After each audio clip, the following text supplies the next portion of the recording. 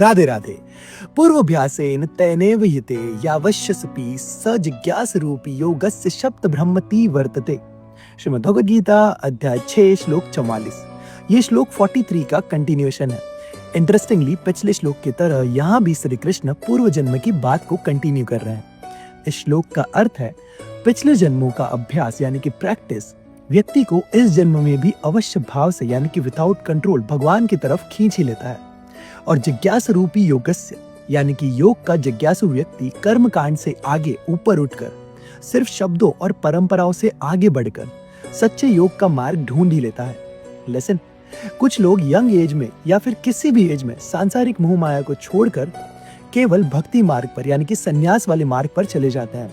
मैं जब ऐसे लोगों को देखता था तब सोचता था कि ये कैसे और ऐसा क्यों कर रहे हैं, इनका क्या मोटिवेशन है। एंड विद श्लोक 6.43 एंड 44 मेरा ये डाउट क्लियर हो गया। यहाँ पर श्री कृष्ण समझाते हैं कि जो आत्मा कभी योगी थी वो हमेशा वापस उसी रास्ते पर आ जाएगी, चाहे वो किसी भी जन्म में कहीं भी हो। उनका भगवान की तरफ अट्रैक्शन कोई चॉइस नहीं होता बल्कि एक नेचुरल पुल होता है और वहीं उन्हें सुख मिलता है।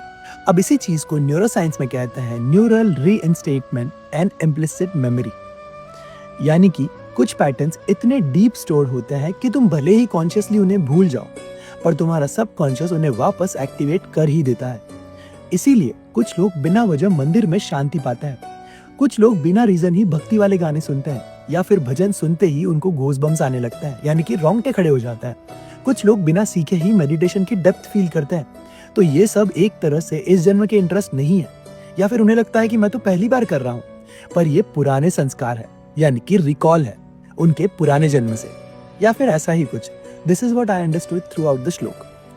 That's it, summary of this video. Thakur ji का मैसेज यहाँ पर बहुत ही क्लियर है। आत्मा अपना असली रास्ता कभी नहीं भूलती। जिसे सच की तलाश होती है वो एक दिन दुनिया का सारा शोर छोड़कर भगवान की तरफ लौट ही जाता है। सो बस आज के लिए इतना ही। अगर ये वीडियो अच्छा लगा तो अपने दोस्त के साथ जरूर शेयर करना। इसके अलावा जीवन से जुड़े किसी सवाल में तुम मेरी हेल्प चाहते हो तो मुझे डीएम करके मेरे साथ 1-on-1 कॉन्वर्सेशन बुक कर लेना। शायद मेरे विचार तुम्हारी कुछ हेल्प कर दे।